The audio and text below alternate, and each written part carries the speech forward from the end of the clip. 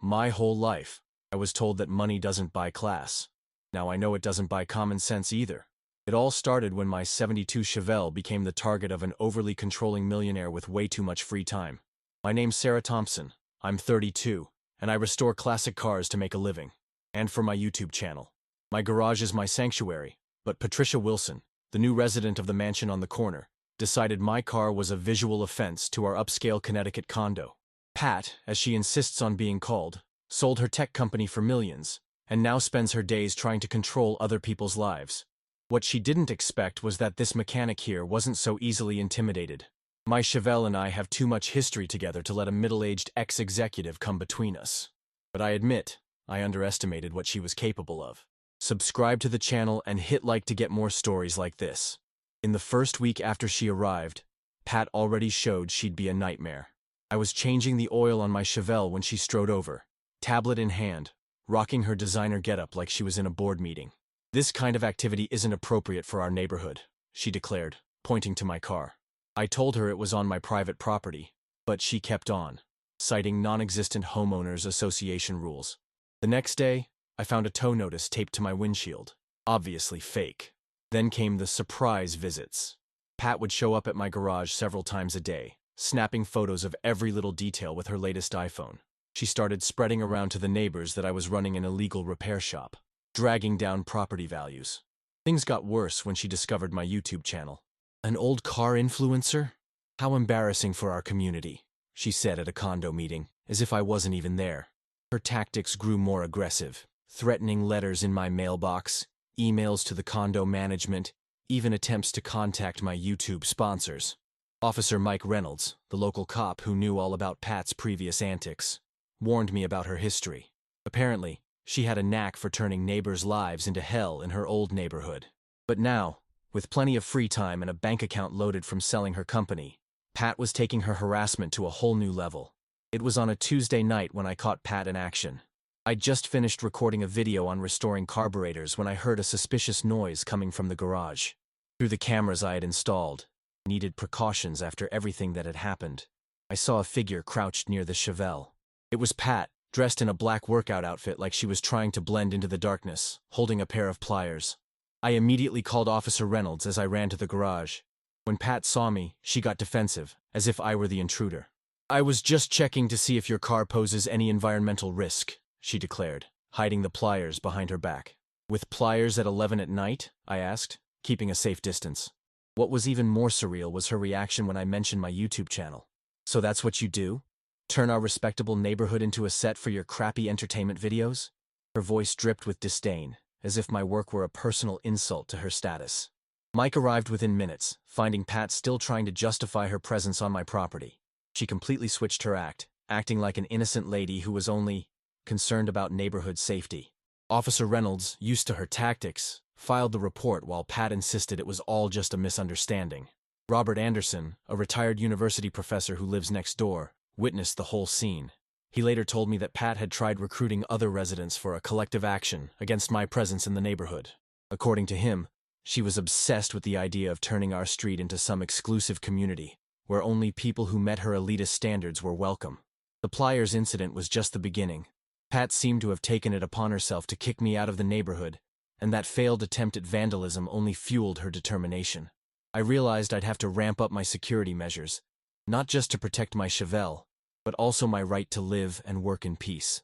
The annual charity party in the neighborhood was supposed to be a time for celebration, but Pat turned the night into a nightmare. I parked my Chevelle in the designated area for classic car displays, a tradition that existed way before Pat even dreamed of moving in here. The car was spotless, freshly polished for the next day's filming. During the cocktail hour, I noticed Pat weaving through the guests, whispering and pointing at my car. Robert came over to warn me that she was collecting signatures for a petition against vehicles that don't meet the condo's standards. I decided to keep my distance and enjoy the party, chatting with other neighbors who genuinely appreciated classic cars. Around 9 at night, a group of kids came up to tell me they'd seen the angry tablet lady near my car. I dashed to the parking lot, but it was too late. Deep scratches marred the side of the Chevelle, forming a pattern that could only be deliberate. My heart sank at the sight of the damage to the freshly restored paint. The event's security cameras caught it all. Pat, taking advantage of a moment when everyone was distracted by the charity auction, ran a key along the length of the car. Her actions were methodical, calculated, not an impulsive act, but something premeditated. Officer Reynolds was called again, but by then, Pat had already prepared her alibi. She claimed she was on the main stage helping organize the auction at the time of the vandalism. She'd even convinced some important guests to back up her version, probably using her corporate contacts and influence. What really pissed me off was her attitude when confronted with the footage. "This recording has clearly been tampered with," she declared, flashing that rehearsed corporate smile. "Someone's trying to defame me. Probably the same person who keeps turning our neighborhood into an outdoor mechanics shop." James Miller, the young tow truck driver that Pat frequently tried to hire to tow my car, was at the party and saw everything. He later came over and told me that Pat had tried to bribe him several times to accidentally tow the CHEVELLE. The damage to the paint was extensive and would take weeks to fix. But the worst part was knowing that all this happened during a charity event, in front of the entire community. Pat had managed to turn a moment of neighborhood togetherness into another chapter of her personal war against me. That night, while I was documenting the damage for the insurance and the cops, I realized that Pat had crossed a line. It wasn't just about a classic car or condo codes anymore. She was willing to destroy someone else's property to force her way. Officer Reynolds warned me that people like her usually escalate when challenged, and I'd need to be ready for whatever came next. 2 weeks after the charity party incident, I started getting official letters from the Homeowners Association. At first glance, they looked legit. Letterhead, signatures, stamps, all in order. The fines were astronomical, citing absurd violations like unauthorized modification of residential architecture and irregular commercial operation in a strictly residential zone. Of course, I recognized Pat's handiwork behind it. As a former CEO, she knew exactly how to make fake documents look real. Each letter was more threatening than the last, mentioning impossible deadlines and severe consequences, including the possibility of foreclosure. I contacted the condo management, only to discover that Pat had managed to infiltrate the advisory board during an extraordinary meeting.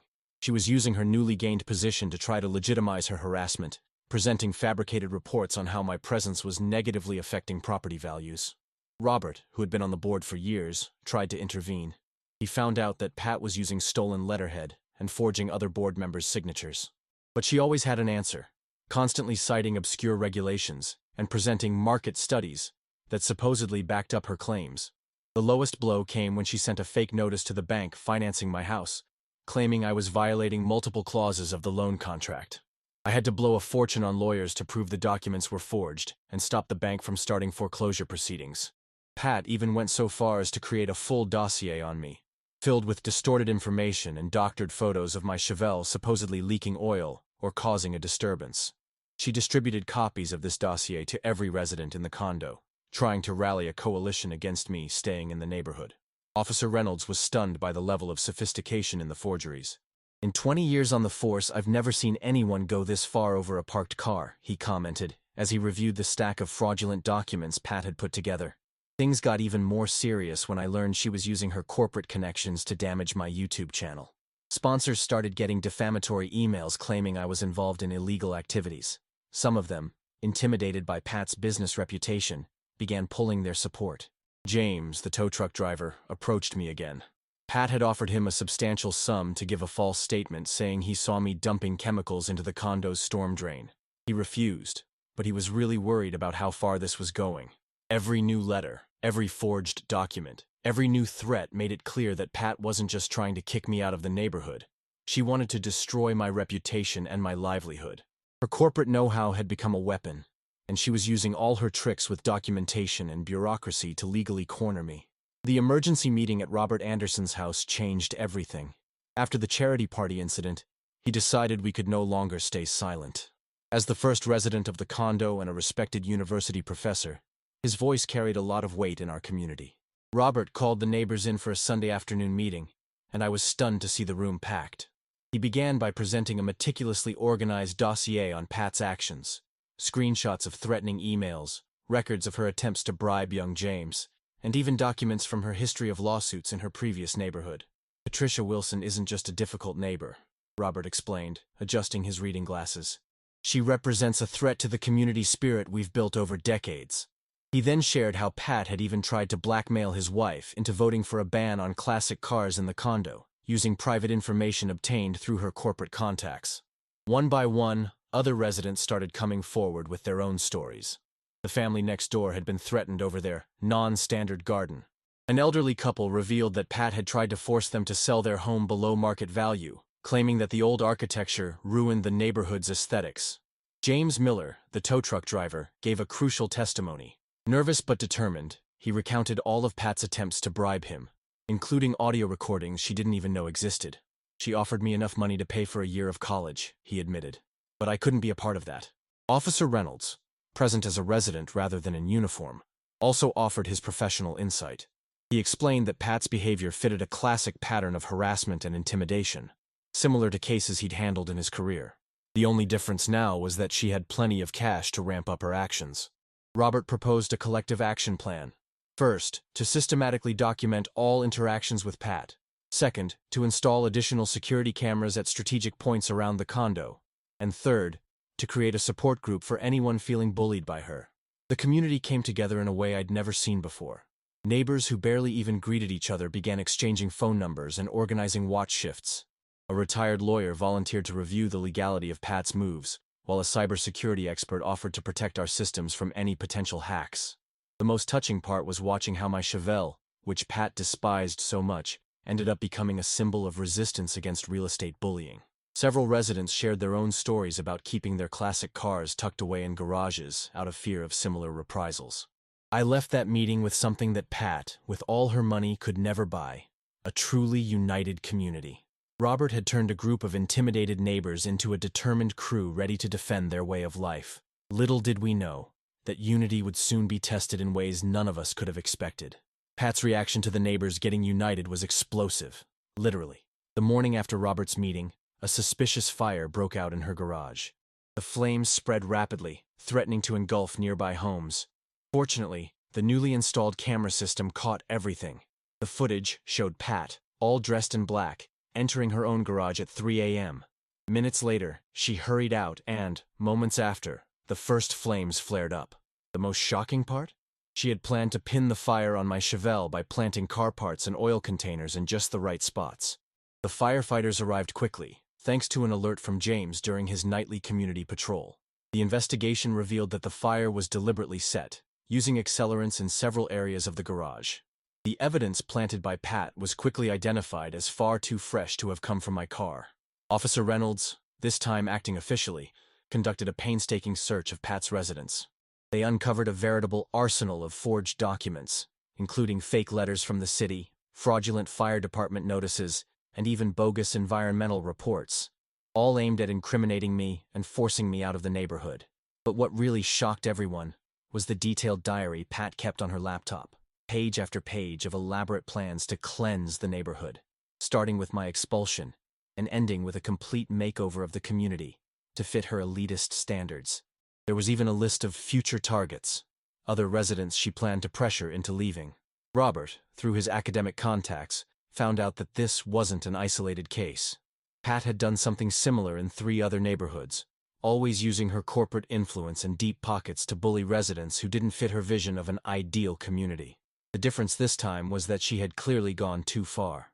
The Homeowners Association then called for an extraordinary meeting.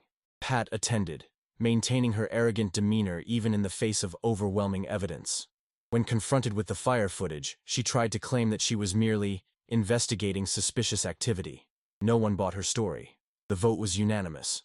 Pat was formally banned from all positions in the condo management, and an eviction process was initiated based on the community rules. Officer Reynolds assured us that criminal charges, including document forgery, vandalism, and criminal arson, would be properly pressed. The most surprising part was the community's response after the meeting. Neighbors who had once been scared of Pat began sharing their own stories of intimidation and harassment. A support network naturally formed, with people volunteering to testify and provide extra evidence for the case.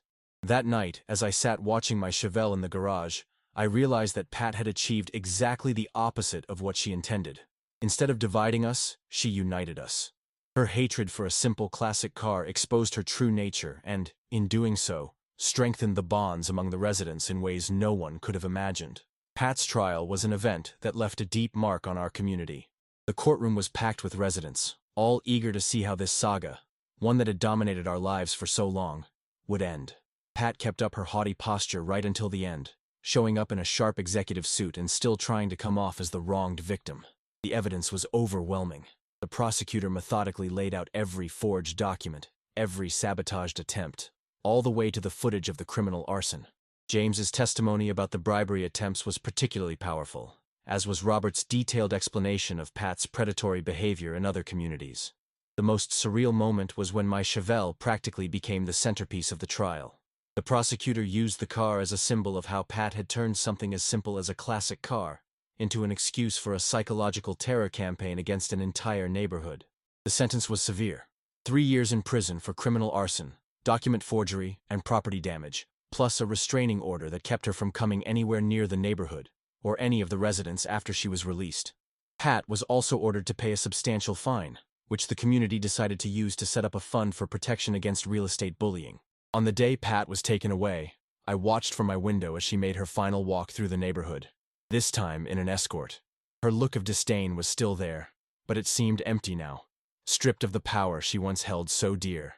Officer Reynolds assured me she wouldn't be back anytime soon. The community came out stronger than ever from this experience. The fund set up with Pat's fine has already helped 3 other neighborhoods defend themselves against similar bullying. My YouTube channel even launched a special series on residents' rights, which has become a go-to resource for people facing similar issues. As for my CHEVELLE, it still sits proudly in the garage, not just as a classic car, but as a symbol of resistance and community unity. And sometimes, when I'm working on it, I still marvel at how something as simple as an old car can reveal so much about human nature. 1 year after Pat's conviction, our community threw a special event, the very first annual classic car meetup in the neighborhood.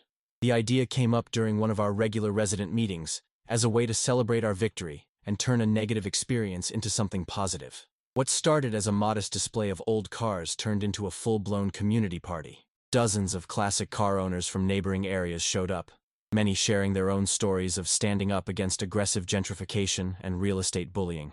My CHEVELLE, completely restored after the damage Pat did, held a place of honor at the event. Robert made sure to hang up a plaque next to it telling its story, not as a tale of revenge, but as a testament to how a united community can stand up to intimidation and come out stronger. James, now a college grad and working as a lawyer specializing in community rights, gave an emotional speech about how that whole ordeal changed his life. The fund set up with Pat's fine had already helped 3 other communities fend off similar harassment. Officer Reynolds even showed up with his own classic car, a '67 Mustang he'd had tucked away for years. "You guys inspired me to finally take it out of the garage," he admitted with a smile. "We can't let fear dictate how we live our lives." The event quickly became an annual tradition, growing with every edition. People from all over the city started coming, not just to admire the cars, but to learn about community rights and how to protect themselves from predatory real estate practices. As for Pat, we heard that after serving her sentence, she chose to move to another state. The last we heard, she was living in a rented apartment, far from any position of influence in a community. Sometimes when I'm on my YouTube channel talking about classic cars, I still get messages from people dealing with similar situations. I always share our story, not as a villain versus hero tale, but as a reminder that strong communities are built on mutual respect, not on control and intimidation. Subscribe to the channel and hit like to get more stories like this.